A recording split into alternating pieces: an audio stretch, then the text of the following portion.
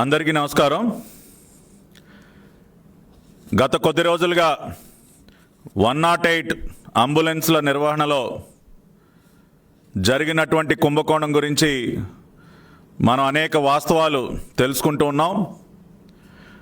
మరి 3 రోజుల క్రితం ఆదివారం నేను ఈ కుంభకోణానికి సంబంధించినటువంటి అనేక వాస్తవాల్ని తెలుగుదేశం పార్టీ పక్షాన వెలుగులోకి తీసుకురావటం జరిగింది.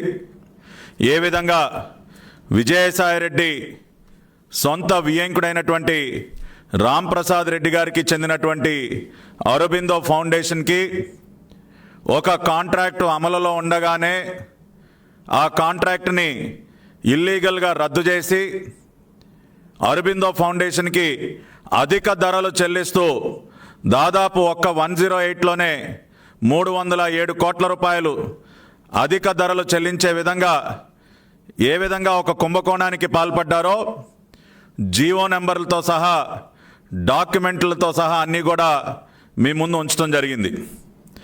మరి పాపం దాదాపు 2 రోజుల పాటు సంబంధిత ఆరోగ్య శాఖ మంత్రి గారు, రాష్ట్ర ఉప ముఖ్యమంత్రి గారు, ఆళ్ల నాని గారు పూర్తి మౌనం వహించారు, సమాధానం చెప్పలేక.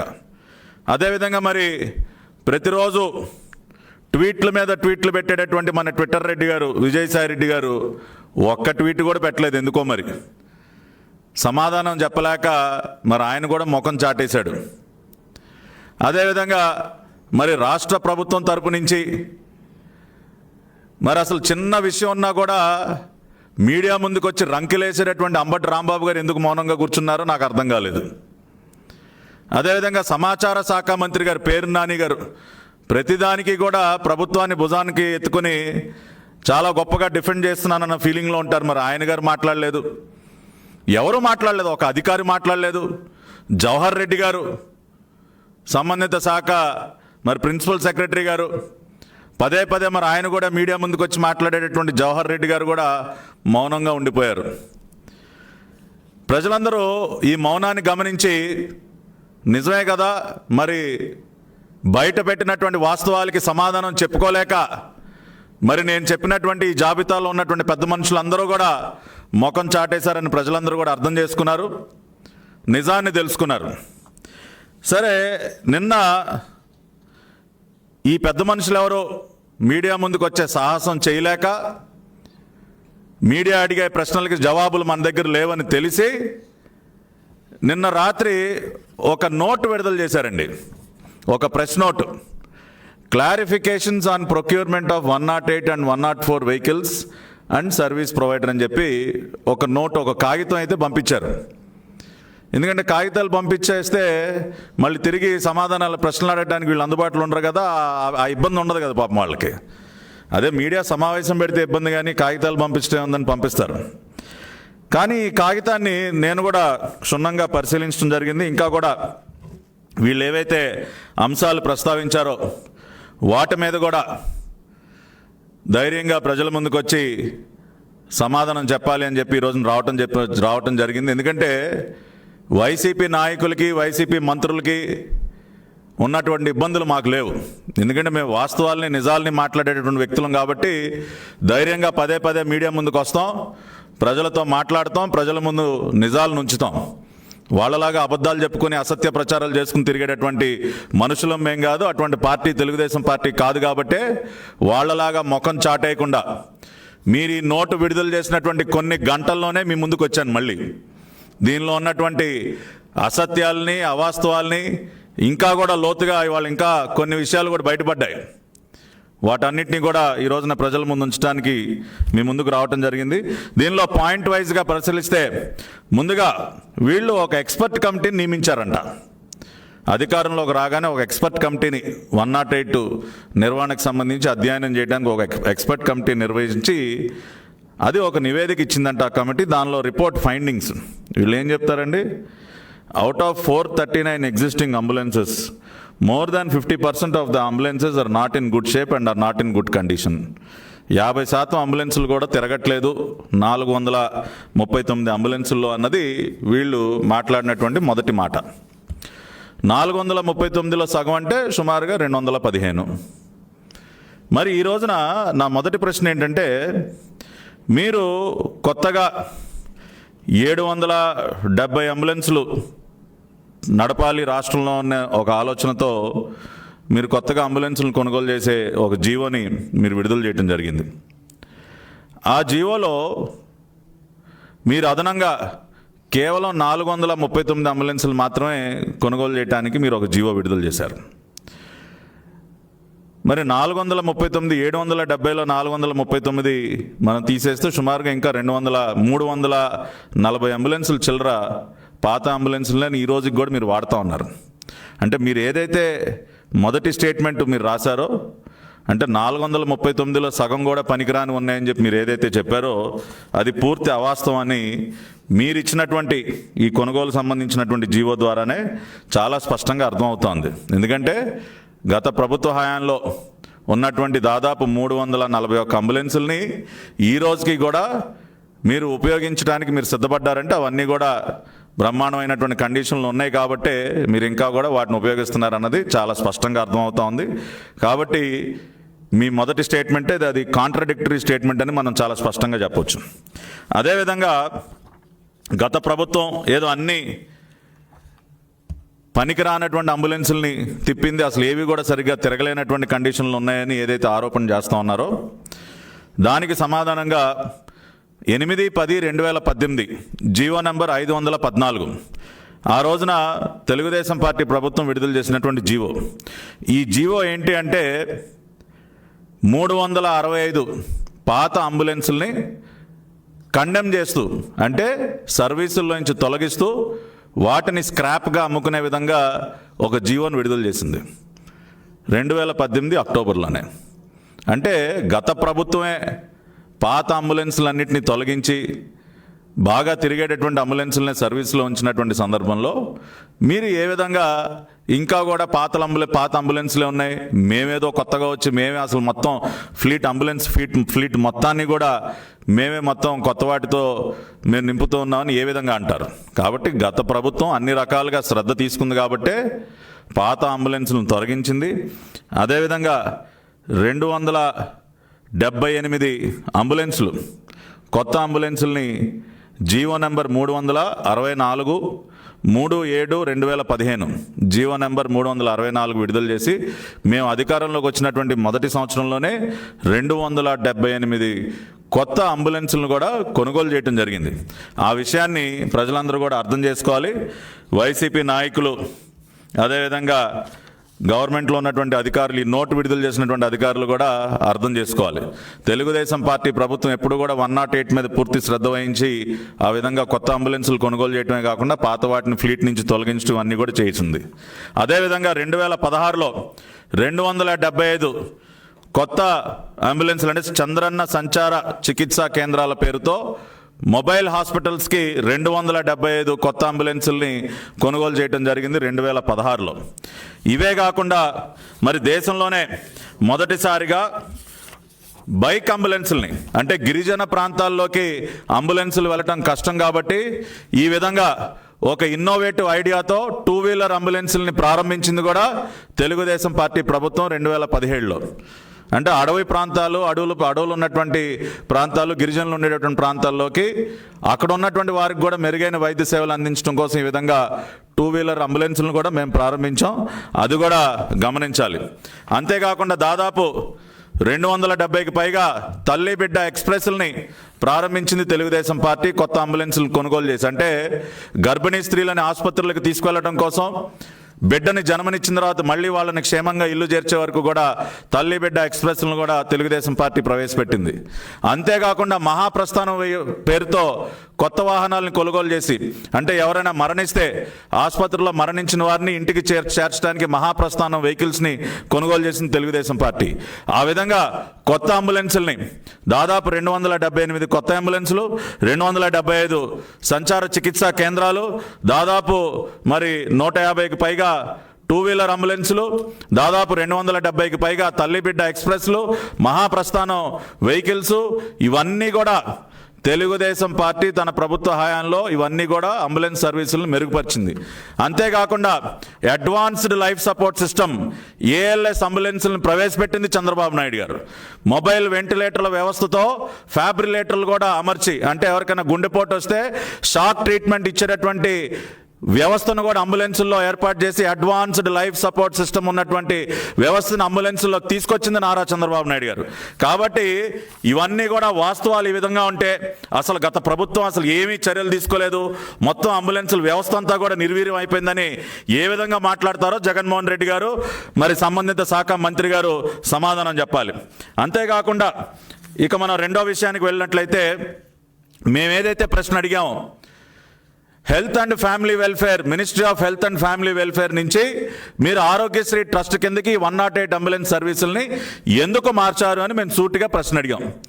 దానికి సమాధానం చెప్పలేదు ఈ రాష్ట్ర ప్రభుత్వం. ఏదో కమిటీ రికమెండ్ చేసింది కాబట్టి మేము ఏదో ఆరోగ్యశ్రీ హెల్త్ కేర్ ట్రస్ట్కి మార్చేసామని చెప్తా ఉన్నారు. మీరు మార్చాల్సిన అవసరం ఎందుకు వచ్చింది? రాజశేఖర్ రెడ్డి అనే వ్యక్తిని తీసుకొచ్చి అక్కడ ఎందుకు కూర్చోబెట్టారు? నెల రోజుల కాలంలోనే ఎందుకు అతనికి ప్రమోషన్ ఇచ్చారన్న ప్రశ్నకి ఎక్కడా కూడా ఈ నోట్లో సమాధానం చెప్పలేదు. అంటే మీరు ఒక దొంగ పని చేయడానికి సిద్ధపడ్డారు కాబట్టే ministry of health and family welfare నుండి ట్రస్ట్ కిందకి మార్చారనేది చాలా స్పష్టంగా అర్థమవుతోంది. మీరు ప్రశ్నకి సమాధానం చెప్పలేకపోవటం కూడా దానికి బలం చేకూరుస్తూ ఉంది. కాబట్టి అది కూడా ప్రజలందరూ కూడా అర్థం చేసుకోవాలి. ఇక మేము ఆ రోజున అడిగినటువంటి ఇంకొక ప్రశ్న, ఫైనాన్స్ మోడల్లో నుంచి మీరు అవుట్ రైట్ పర్చేజ్ మోడల్లోకి ఎందుకు మారారు అని మేము అడిగాం.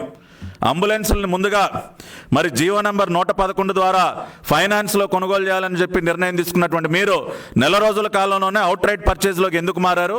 ఏ కమిషన్లకి కక్కుర్తుపడి మీరు ఈ జీవోని మార్చారని అడిగితే వీళ్ళు ఏం చెప్తారండి? The bidders express their non-willingness in bidding due to financing model. అంటే మీ ప్రభుత్వానికి ఫైనాన్స్ చేయడానికి ఎవడో ముందుకు రాలేదని మీరు ఒప్పుకుంటా ఉన్నారా? కనీసం 70-80 కోట్ల అప్పు కూడా ఇచ్చే పరిస్థితుల్లో ఎవరు కూడా లేరు మా రాష్ట్ర ప్రభుత్వానికి అని మీరు ఒప్పుకుంటా ఉన్నారా? అంటే మీ ప్రభుత్వానికి ఉన్నటువంటి క్రెడిబిలిటీ ఇదేనా? కనీసం 70-80 కోట్ల అప్పు కూడా అందుకునే పరిస్థితిలో లేనటువంటి హీనమైనటువంటి పరిస్థితికి రాష్ట్ర ప్రభుత్వం దిగజారిపోయిందని ఒప్పుకుంటా ఉన్నారా మీరు?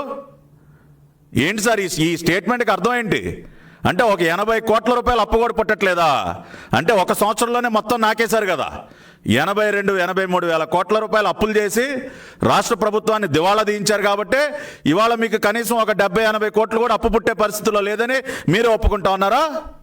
మీకు అప్పిచ్చేవాడు ఎవడ లేడని మీరు ఒప్పుకుంటా ఉన్నారా? ప్రజలందరూ కూడా అర్థం చేసుకోవాలి. వాళ్ళే చెప్తా ఉన్నారు ఫైనాన్సింగ్ మోడల్లో ఎవడు ముందుకు రాలేదంట, అందుకని అవుట్ రైట్ పర్చేజ్ మోడల్కి వెళ్ళిపోయారంట. కాబట్టి ఈ జగన్మోహన్ రెడ్డి గారి ప్రభుత్వానికి ఎంత క్రెడిబిలిటీ ఉందో ఈ నోటు ద్వారానే చాలా స్పష్టంగా అర్థమవుతా ఉంది. వాళ్ళు కూడా ఒప్పుకుంటా ఉన్నారు. ఇక మూడోది, ప్రస్తుతం ఉన్నటువంటి సంస్థని మీరు ఎందుకు తొలగించారు? బీవీజీ అనే సంస్థని మీరు ఎందుకు తొలగించారని అడిగినటువంటి ప్రశ్నకి వీళ్ళు ఏం చెప్తారండి? 108 services were comprehensively collapsed. Government is cognizant of the performance of BVG and have given notice to the effect several times during the contract period. BVG సంస్థ వాళ్ళ పర్ఫార్మెన్స్ అసలు బాగాలేదంట, నోటీసులు ఇచ్చారంట, అందుకని చెప్పి కాంట్రాక్ట్ని రద్దు చేశారంట. సరే, మనం ఒకసారి ఏ సంస్థ గురించి అయితే వీళ్ళు మాట్లాడుతూ ఉన్నారో ఈ బీవీజీ సంస్థ గురించి ఒకసారి మరిన్ని విషయాలు ఇవాళ మీ ముందు ఉంచదలుచుకున్నాను. బీవీజీ సంస్థ మహారాష్ట్రలో, ఢిల్లీలో అంబులెన్స్ సర్వీసెస్ని గత అనేక సంవత్సరాలుగా సమర్థవంతంగా నిర్వహిస్తుంది. ఈ సందర్భంలో నవంబర్ 2019న global digital health partnership summit అనేది ఢిల్లీలో ఒక అంతర్జాతీయ సమిట్, అంటే ఈ ఆరోగ్య వ్యవస్థలకు సంబంధించి డిజిటల్ హెల్త్ పార్ట్నర్షిప్ సమిట్ జరిగితే ఆ సమిట్లో భాగంగా union minister of health and family welfare along with World Health Organization had recognized and identified and appreciated BVG Foundation for its services and has been selected for presentation to 23 countries as the best practice in digital health initiatives. అంటే BVG సంస్థ ఏదైతే మహారాష్ట్రలో Maharashtra emergency medical సర్వీసెస్ని నిర్వర్తిస్తుందో ఆ సంస్థ యొక్క పనితీరుని మెచ్చుకుంటూ 2019 నవంబర్లో world Health organisation, ప్రపంచ ఆరోగ్య సంస్థ మరియు కేంద్ర ఆరోగ్య మంత్రిత్వ శాఖ వీరిద్దరూ కూడా ఇక్కడ వీళ్ళు అమలు చేస్తున్నటువంటి విధానాలని స్టడీ చేయడం కోసం, అంటే 23 దేశాలకి ప్రజెంటేషన్ ఇచ్చే విధంగా వాళ్ళని ఐడెంటిఫై చేయడం జరిగింది. దీన్ని బట్టి ఏమర్థం అవుతా ఉందండి అంటే ప్రపంచవ్యాప్తంగా 23 దేశాలకి ఇవాళ ఆదర్శంగా నిలిచినటువంటి ఒక company, World Health Organization recognition ఇచ్చినటువంటి ఒక కంపెనీ మీకు ఒక పనికిరాని కంపెనీగా మారిపోయింది. 23 దేశాలు, అనేక Argentina, Australia, Austria, Brazil, Canada, Estonia, Hong Kong. The learnings of MEMS will serve as great help to the participating countries such as Argentina, Australia అని 23 దేశాలు. అంటే వీళ్ళు ఏ విధంగా అయితే మహారాష్ట్రలో ఈ వ్యవస్థను నడుపుతా ఉన్నారో దాని యొక్క ఫైండింగ్స్, వాళ్ళు అవలంబిస్తున్నటువంటి విధానాలు 23 దేశాలకు ఉపయోగకరం అని చెప్పి ప్రపంచ ఆరోగ్య సంస్థ చెప్తే అటువంటి సంస్థకు మీరు నోటీసులు ఇస్తారా? అంటే మీ ప్రభుత్వానికి మంచి కంపెనీ ఏది మన రాష్ట్రంలో సేవలు అందించడం ఇష్టం లేదా జగన్మోహన్ రెడ్డి గారు? ఈ విధంగానే కదా అనేక కంపెనీలను తరివేశారు రాష్ట్రం నుంచి. ఒక లులు కంపెనీ కానివ్వండి, అదానీలు కానివ్వండి, అదేవిధంగా ఏషియన్ పేపర్ అండ్ పల్ప్ కానివ్వండి, ఇటువంటి అనేక కంపెనీలు, ప్రతిష్టాత్మకమైనటువంటి కంపెనీలన్నింటినీ తోలేశారు కదా ఆంధ్ర రాష్ట్రం నుంచి. ఇవాళ అదేవిధంగా ఆరోగ్య సేవలు, హెల్త్ సర్వీసెస్ విషయంలో కూడా బీవీజీ అనే రెప్యూటెడ్ కంపెనీని, అంతర్జాతీయంగా పేరు సంపాదించినటువంటి ఒక కంపెనీని, మీకు కావాలనుకున్నటువంటి ఒక కంపెనీకి కోట్ల రూపాయలు దోచిపెట్టడం కోసం మీరు ఆ కంపెనీని తరివేస్తారా బెదిరింపులు గురి చేసి? ఏది కియా మోటార్స్కి వెళ్ళి మీ ఎంపీ వెళ్ళి బహిరంగంగా బెదిరించినట్టు వీళ్ళని కూడా బెదిరించి వాళ్ళని తోలేస్తారా రాష్ట్రం నుంచి? అంటే రాష్ట్రంలో ఎవరికి మెరుగైన వైద్య సేవలు అందటం మీకు ఇష్టం లేదా? అంతర్జాతీయ ప్రమాణాలతో మెరుగైన వైద్య సేవలు అందించడం మీకు ఇష్టం లేదా? ఇదే బీవీజీ కంపెనీ మళ్ళీ డిసెంబర్ 2019లో జమ్మూ అండ్ కాశ్మీర్ ప్రభుత్వం ఇదే బీవీజీ కంపెనీని అక్కడ అంబులెన్సులు నిర్వహించడానికి, including the reason of Ladakh అనేటటువంటి ఒక క్లిష్టమైన ప్రాంతంలో, కొండ ప్రాంతంలో, హై ఆల్టిట్యూడ్ ఒక చలి ప్రదేశంలో కూడా ఇదే బీవీజీ కంపెనీని ఐడెంటిఫై చేయడం జరిగింది అక్కడ ప్రభుత్వం. మరి అంత పనికిరానటువంటి కంపెనీని లడాక్ వంటి ప్రాంతంలో అంబులెన్సులు నిర్వహించమని కాంట్రాక్ట్ ఇస్తారండి? మీరు ఈ కంపెనీకి ఈ సర్వీసెస్ నచ్చక మీకు ఈ సర్వీసెస్ నచ్చవు. ఎందుకంటే ఇటువంటి కంపెనీలు మీకు కమిషన్లు ఇవ్వవు కదా. అంతర్జాతీయ ప్రమాణాలు ఉన్నటువంటి కంపెనీలు, WHO గుర్తింపు పొందినటువంటి కంపెనీలు మీకు కమిషన్లు ఇవ్వవు కదా జగన్మోహన్ రెడ్డి గారు. దోచుకు తినడానికి మీకు అవకాశం ఉండదు కదా ఇటువంటి కంపెనీల్లో. అందుకని వీళ్ళని తోలేస్తారు, మీరు తరివేస్తారు రాష్ట్రం నుంచి. దీనికి ఏమి సమాధానం చెప్తారో మేము ప్రశ్నిస్తూ ఉన్నాం.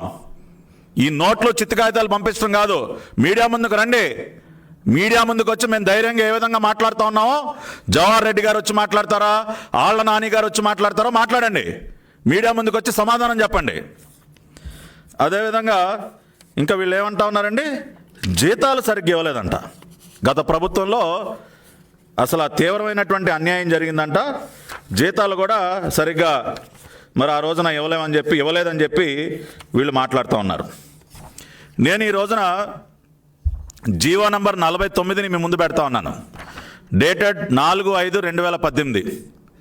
ఆ రోజున ఉన్నటువంటి తెలుగుదేశం పార్టీ ప్రభుత్వం, నారా చంద్రబాబు నాయుడు గారు శాలరీస్ ఇంకా కూడా మెరుగైన జీతాలు ఇవ్వాలన్న ఒక ఆలోచనతో 108 స్టాఫ్కి 4,000 రూపాయలు, బీవీజీ సంస్థ ఇచ్చేటటువంటి జీతాలకు అదనంగా 4,000 రూపాయలు చెల్లించే విధంగా మేము జీవో నంబర్ 49 తీసుకొస్తే, మీరు మీ ప్రభుత్వం వచ్చిన తర్వాత ఈ జీవోని ఎందుకు రద్దు చేశారు? ఈ 4,000 అదనపు చెల్లింపు రాష్ట్ర ప్రభుత్వం నుంచి ఎందుకు అందట్లేదో 108 సిబ్బందికి మీరు సమాధానం చెప్పాలి.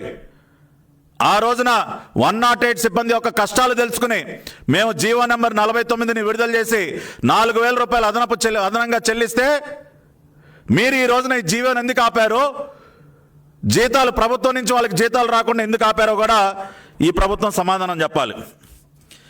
ఆ తర్వాత చాలా గొప్పగా వీళ్ళు అసలు ఎంతో పారదర్శకంగా రివర్స్ టెండరింగ్ ప్రక్రియని వీళ్ళు నిర్వహించారంటండి. ఏంటండి ఆ రివర్స్ టెండరింగ్ ప్రక్రియ? వీళ్ళే ఒప్పుకున్నారు. ఈ నోట్లో గతంలో బీవీజీ సంస్థకి 1,43,000 రూపాయలు మేము ప్రతి నెల మేము చెల్లించేవాళ్ళం అని చెప్పి. సో రివర్స్ టెండరింగ్ అంటే ఏంటండి? 1,43,000 కంటే తక్కువకి టెండర్ ప్రాసెస్ నిర్వహించడాన్ని రివర్స్ టెండరింగ్ అంటారు. వీళ్ళు చెప్తా ఉన్నారు రివర్స్ టెండరింగ్ స్టార్ట్ చేసిన సందర్భంలో అప్పుడు అరబిందో ఫౌండేషన్ వాళ్ళు కొత్త అంబులెన్సులకేమో ప్రతి క్వార్టర్ 6,12,000 అంటే 2 లక్షల చిల్లర 2,04,000 కోట్ చేశారంట. వాళ్ళతో నెగోషియేట్ చేసి రివర్స్ టెండరింగ్ ద్వారా దాన్ని 1,78,000 తగ్గించారంట. అసలు ఈ 2,04,000 కోట్ చేయటం ఏంటి, 1,78,000 మీరు తగ్గించడం ఏంటి సార్? మీరు తగ్గిస్తే మీరు అన్న విధంగా 1,43,000 నుంచి తగ్గించాలి. ఇప్పుడు ఇస్తున్నటువంటి 1,43,000 నుంచి రూపాయి తగ్గించకుండా మేమేదో టెండర్ పిలిచాము, వాడేదో 2,04,000 రూపాయలు కోట్ చేశాడు, దానినేదో మేము బేరం ఆడాము, తగ్గించి 1,78,000 తీసుకొచ్చామంటే మీరు చెప్పిన లెక్క ప్రకారం 1,43,000కి 1,78,000కి ఎంత వ్యత్యాసం ఉంది సార్? 35,000 వ్యత్యాసం ఉంది. అదేవిధంగా పాత అంబులెన్సులకి వాళ్ళు 2,50,000 కోట్ చేశారంట. దానిని 2,21,000కి తగ్గించి వీళ్ళు చాలా ఆదా చేస్తారంటండి. ఏం ఆదా చేశారండి? 1,43,000ని మీ లెక్క ప్రకారం 2,21,000కి పెంచారంటే 80,000 అదనంగా పెంచారు మీరు ఒక్కొక్క అంబులెన్స్కి. ఇంకా మీరు తగ్గించింది ఏంటి, ఆదా చేసింది ఏంటి సార్? అందుకనే కదా ఇది 307 కోట్ల రూపాయల కుంభకోణం అంటా ఉన్నాం. మీరే చెప్తా ఉన్నారు కదా 1,43,000 బీవీజీ కని. మీ బెంచ్ మార్క్ ఫిగర్ ఏమవ్వాలి రివర్స్ టెండరింగ్లో? 1,43,000 మీ బెంచ్ మార్క్ అవ్వాలి. అక్కడ 1,43,000 కంటే తక్కువకు తీసుకురావాలి మీరు రివర్స్ టెండరింగ్ అంటే. అది పక్కన పెట్టేసి ఆయన ఏదో 2.5 కోట్ చేశాడు, మేమేదో బేరం ఆడాము, దాన్ని 2,20,000 తీసుకొచ్చాము. ఇది రివర్స్ టెండరింగా? ఇది రిజర్వ్డ్ టెండరింగ్. దీన్ని రివర్స్ టెండరింగ్ అనరు జగన్మోహన్ రెడ్డి గారు, దీన్ని రిజర్వ్డ్ టెండరింగ్ అంటారు. మీరే ఒప్పుకున్నారు కదా ఇవాళ మీ నోటు ప్రకారం. గత సంస్థ ఎంతకి సేవలు అందించేది, మీరు ఏ విధంగా అదనంగా చెల్లిస్తూ ఉన్నారో మీ నోటితో మీరే ఒప్పుకున్నారు ఇవాళ. దీనికి ఏం సమాధానం చెప్తారు? ఇంకా చాలా గొప్పగా జ్యుడిషియల్ రివ్యూకి పంపించారంటండి. ఇది ఇప్పుడు అసలైన విషయం ఇప్పుడు మీరు అర్థం చేసుకోవాలి. ఈ జ్యుడిషియల్ రివ్యూలో జరిగినటువంటి మతలబు అంటే మొన్న నేను బయట పెట్టిన దానికి అదనంగా వీళ్ళ జ్యుడిషియల్ రివ్యూలు ఏ విధంగా ఉంటాయో, వీళ్ళ జ్యుడిషియల్ రివ్యూల్లో ఏ రకంగా వాళ్ళకి కావాల్సిన వాళ్ళకి మెయిల్ చేస్తారో ఇవాళ వాళ్ళ డాక్యుమెంట్ ఇది, మేమేం సృష్టించింది కాదు. ఎవరైనా కూడా డౌన్లోడ్ చేసుకోవచ్చు. judicialpurview.ap.gov.in judicialpurview.ap.gov.in ఈ వెబ్సైట్లోకి మీరు ఎవరైనా వెళ్ళొచ్చు. వెళ్ళి దానిలో response pursuant to objections suggestions received on the draft RFP for selection of service provider for providing emergency response services across Andhra Pradesh for perusal of honorable judge judicial purview అంటే judicial పర్వ్యూలో వచ్చినటువంటి సలహా సూచనలు అంటండి, వాటిని వీళ్ళు అమలు చేసినటువంటి document అంటండి. ఇది వాళ్ళ వెబ్సైట్లోనే ఉంది. సో వీళ్ళకి వచ్చినటువంటి సూచనలు సలహాలు ఏంటో తెలిస్తే మీరు ఆశ్చర్యపోతారు. ఎగ్జిస్టింగ్ క్లాజులు ఏంటి, వీళ్ళు మార్చింది ఏంటి కూడా మనం తెలుసుకుందాం ఇప్పుడు. ఎగ్జిస్టింగ్ క్లాజ్లో page number 22 clause number 5.1.3 ambulance upkeep and maintenance. దానిలో ఏమని ఉంది existing clause? Perform check on the existing ambulances to list out all medical and non medical equipment present in each ambulance. If any such equipment is found to be missing or damaged, the service provider shall provide equipment in such ambulance to meet the requirements mentioned అనేది clause అండి. దాన్ని వీళ్ళకి వచ్చినటువంటి suggestion ఏంటో తెలుసా? Clause 5.1.3 may be deleted. ఇదేంటి sir? ఇంకా కూడా మెరుగైన సేవలు అందించమని ఏమన్నా సలహా సూచనలు వస్తాయి కానీ ఉన్నటువంటి అంబులెన్స్లను పరిశీలించి దానిలో ఇంకేమన్నా రిపేర్ చేయాల్సిన ఏమన్నా ఉన్నా, అదనంగా ఎక్విప్మెంట్ ఏమన్నా పాడైపోయింది ఏమన్నా ఉన్నా వాటిని సరిచేయాలి, రేపు వచ్చేటటువంటి సర్వీస్ ప్రొవైడర్ అని ఒక క్లాజ్ ఉంటే మీ జ్యుడిషియల్ పర్వ్యూలో క్లాజ్ మే బి డిలీటెడా? ఇదేంటి జగన్మోహన్ రెడ్డి గారు? ఇదేనా మీ జ్యుడిషియల్ పర్వ్యూ? నెక్స్ట్ ఇంకా అవ్వలేదు, ఇంకా చాలా ఉన్నాయండి. 5.1.4 క్లాజ్ నంబర్, దానిలో service provider will build ambulance stations for each ambulance at the specified location as per the specifications and branding signage details given by the client which provide space for parking of the ambulance along with one MOU. అంటే ఈ అంబులెన్సులకి shelter create చేయాలి, ambulance stations నిర్మించే విధంగా clause number 5.1.4 ఉంటే వీళ్ళకి వచ్చినటువంటి సూచన ఏంటో తెలుసా sir? Clause 5.1.4 ambulance stations may be deleted. ఇదేంటి సార్? ఉన్నటువంటి ఇప్పుడు మీరు కొనుగోలు చేసినటువంటి అంబులెన్సులకి ఒక షెల్టర్ కావాలి, షెల్టర్ ఏర్పాటు చేసే విధంగా అక్కడ ఉంటే క్లాజ్ మే బి డిలీటెడ్ ఏంటి సార్? అంటే అది కూడా వద్దా మీకు? అంటే ఈ అంబులెన్స్లన్నీ ఎక్కడ పడితే అక్కడ చెట్ల కింద పొట్ల కింద ఉండాలా? ఏం సమాధానం చెప్తారు సార్? ఇదేనా మీ జ్యుడిషియల్ రివ్యూ అంటే ఇదేనా? తెలుసుకోండి రాష్ట్ర ప్రజలందరూ, వీళ్ళు చాలా గొప్పగా, అసలు దేశంలోనే ఏ రాష్ట్రం కూడా జ్యుడిషియల్ రివ్యూ చేయదంటండి, వీళ్ళే చేస్తూ ఉన్నారంటే ఇది ఒక గొప్ప సంస్కరణ అంట. వీళ్ళు తెచ్చినటువంటి దిక్కుమాలిన సంస్కరణ ఇదే. ఉన్నటువంటి క్లాజులన్నీ డిలీట్ చేయడమే వీళ్ళు తీసుకొచ్చినటువంటి సంస్కరణ. ఇక అతి ముఖ్యమైనదండి pre qualification criteria, clause number 6.1 sub clause 2. దీనిలో ఏమనుందండి? Bidder should have minimum of 5 years of experience in providing emergency response services at field level అని క్లాజ్ నెంబర్ 6.1. అదేవిధంగా ఇంకొకటి experience of operating and maintaining 108 emergency response service ambulances for central state government PSUs and parastatal agencies. ఇది clause అండి. దీనిని వీళ్ళకి వచ్చినటువంటి సూచన ఏంటంటే దాన్ని ఏమని మార్చమని వచ్చిందంటే experience of operating and maintaining 108 emergency response services for central state government PSUs parastatal agencies in India or abroad అంట. అంటే ఉన్నటువంటి క్లాజ్లోనేమో ఎక్కడ అబ్రాడ్ అన్న పదం లేదండి. భారతదేశంలో experience of operating and maintaining 108 emergency response services for central state government PSUs parastatal agencies, ఎక్కడ abroad అన్న పదం లేదు. మీరు మీ జ్యుడిషియల్ రివ్యూలో భాగంగా అబ్రాడ్ అన్న పదాన్ని ఎందుకు చేర్చారు అన్నది ప్రశ్న. దీనికి సమాధానం కూడా మనకు తెలుసు. ఎందుకంటే ఈ అరబిందో ఫౌండేషన్కి ఎక్కడా కూడా వీళ్ళకి జాతీయ ఎటువంటి అనుభవం లేదు. దేశంలో ఎక్కడా కూడా వీళ్ళు గతంలో ఎటువంటి అంబులెన్స్ సర్వీసెస్ నిర్వహించలేదు. కాబట్టి వాళ్ళ సౌలభ్యం కోసం, వాళ్ళకి బెనిఫిట్ చేయటం కోసం అబ్రాడ్ అన్న ఒక పదాన్ని తగిలించి వీళ్ళు south central ambulance services NHS foundation trust UK వాళ్ళతో ఒక జాయింట్ వెంచర్ కుదుర్చుకున్నారని చెప్పి వీళ్ళు ఈ అరబిందో ఫౌండేషన్కి మేలు చేయటం కోసం, వాళ్ళు క్వాలిఫై అవ్వటం కోసం మీరు ఈ అబ్రాడ్ అన్న పదాన్ని మీరు యాడ్ చేస్తారా మీ జ్యుడిషియల్ రివ్యూలో?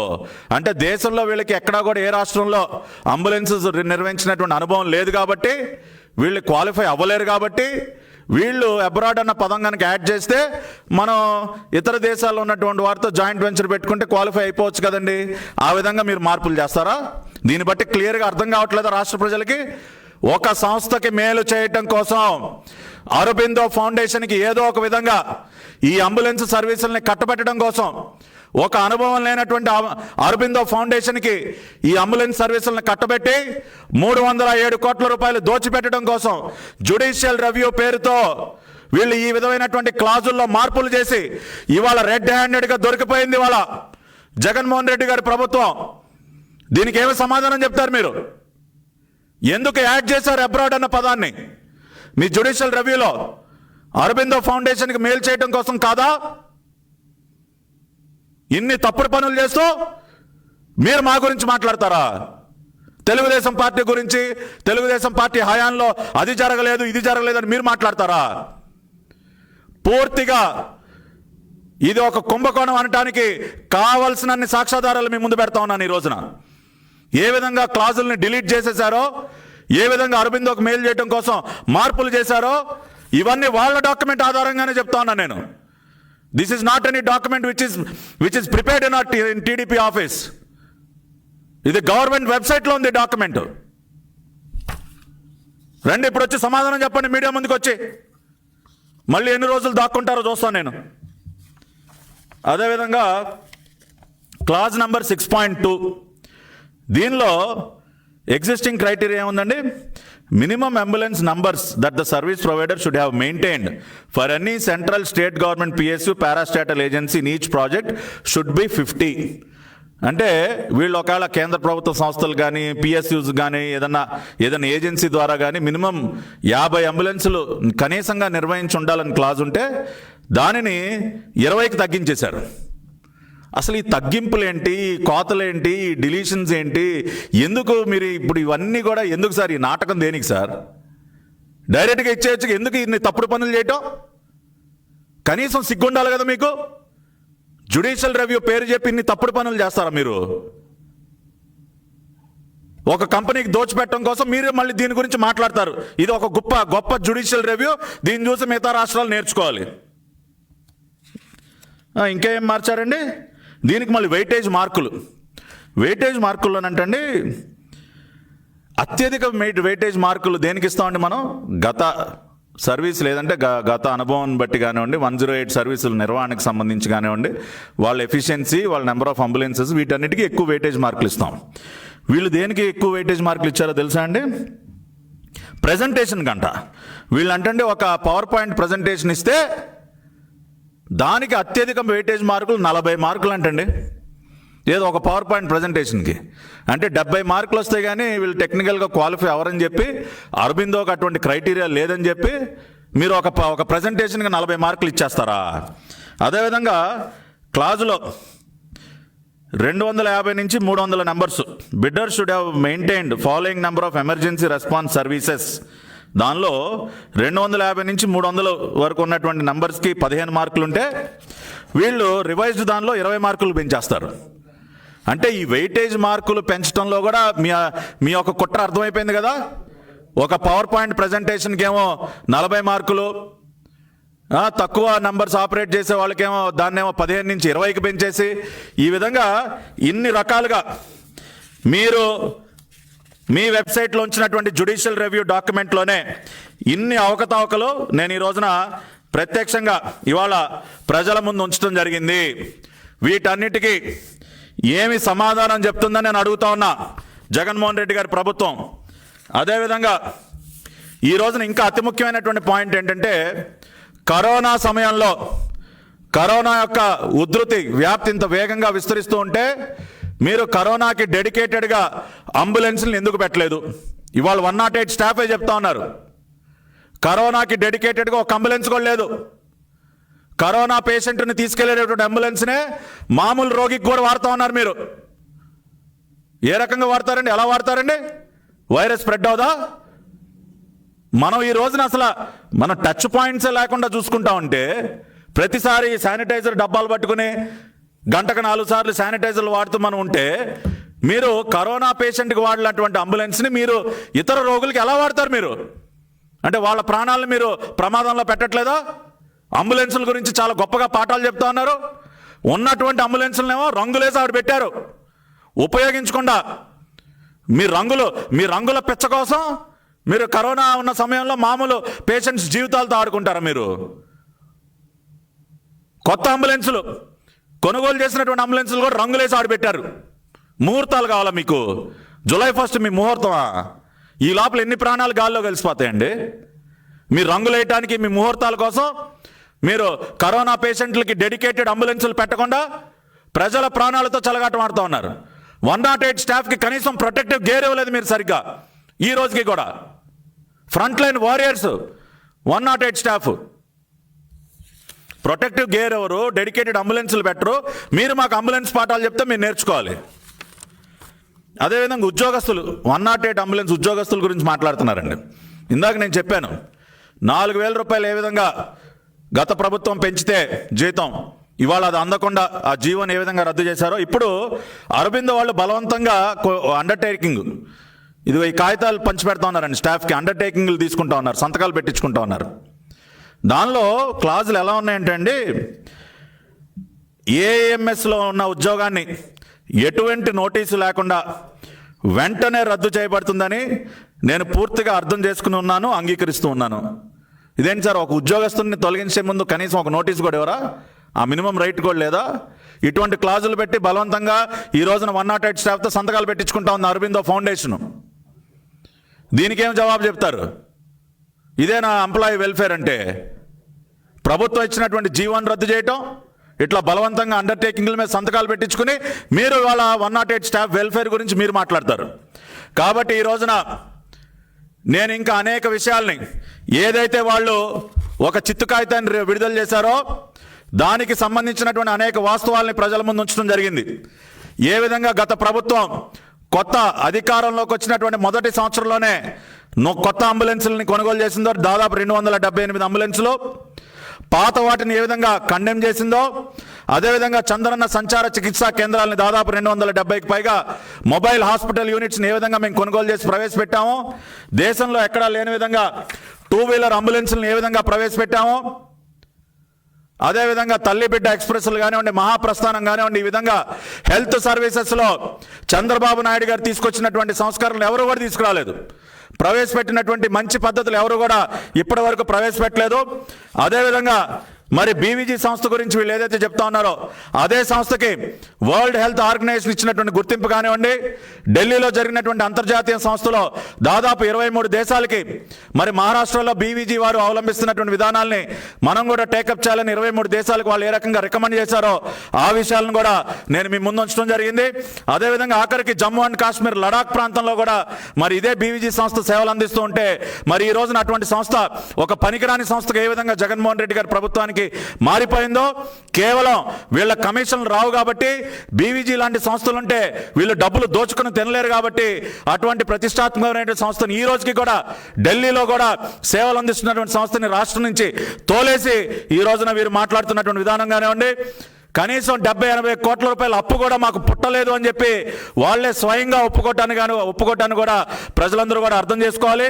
అంతేకాకుండా రివర్స్ టెండరింగ్ పేరుతో వీళ్ళు చేసినటువంటి అనేక అవకతవకలు, బీవీజీ ఫౌండేషన్ని తరిమేసి అరబిందోకి ఈ వర్క్ని కట్టబెట్టడం కోసం జ్యుడిషియల్ రివ్యూ పేరుతో వీళ్ళు ఎన్ని క్లాజులు మార్చారో, అబ్రాడ్ అన్న పదాన్ని తీసుకొచ్చి ఎలా జాయిన్ చేశారో, ఎన్ని క్లాజులు డిలీట్ చేసేశారో, వెయిటేజ్ మార్కులు ఏ విధంగా మార్చారో అరబిందో ఫౌండేషన్కి ఈ జ్యుడిషియల్ రివ్యూ డాక్యుమెంట్ ద్వారానే మీ ముందు ఉంచడం జరిగింది. కాబట్టి ఈ ప్రశ్నలన్నిటికీ కూడా, అంతేకాకుండా అరబిందో ఫౌండేషన్ వాళ్ళు ఈ విధంగా ఈ రోజున బలవంతంగా ఎటువంటి అండర్టేకింగ్లు కూడా రాయించుకుంటా ఉన్నారో, సంతకాలు పెట్టించుకుంటా ఉన్నారో కూడా ఈ రోజున ప్రజలందరి ముందు ఉంచడం జరిగింది. అంతేకాకుండా కరోనా సమయంలో డెడికేటెడ్ అంబులెన్సుల్ని కరోనా పేషెంట్లకి పెట్టకుండా అవే అంబులెన్సుల్ని సాధారణమైన పేషెంట్లకి కూడా వినియోగిస్తూ ఏ రకంగా ప్రజల ప్రాణాలతో చెలగాటం ఆడుతూ ఉన్నారో కూడా నేను ఈ రోజున మీ ముందు పెట్టడం జరిగింది. కాబట్టి ఇవన్నీ అర్థం చేసుకుని, ఇవన్నీ గమనించి 108 అంబులెన్స్ కుంభకోణాన్ని ప్రజలందరూ కూడా అర్థం చేసుకోవాలి. మేము అడిగినటువంటి ఏ ఒక్క ప్రశ్నకు కూడా సమాధానం చెప్పకపోగా ఇంకా కూడా ఈ రోజున ఈ ఆర్ఎఫ్పి డాక్యుమెంట్ ద్వారా, ఈ జ్యుడిషియల్ రివ్యూ ద్వారా, సార్ దయచేసి ఒక్క నిమిషం సార్, ఈ జ్యుడిషియల్ రివ్యూ డాక్యుమెంట్లో ఎన్ని క్లాజులు డిలీట్ చేసి అరబిందో ఫౌండేషన్కి మెయిల్ చేయడం కోసం వీళ్ళు ఎంత కుట్ర చేశారో ఆధారాలతో సహా ఈ రోజున ప్రజల ముందు పెడతా ఉన్నాం.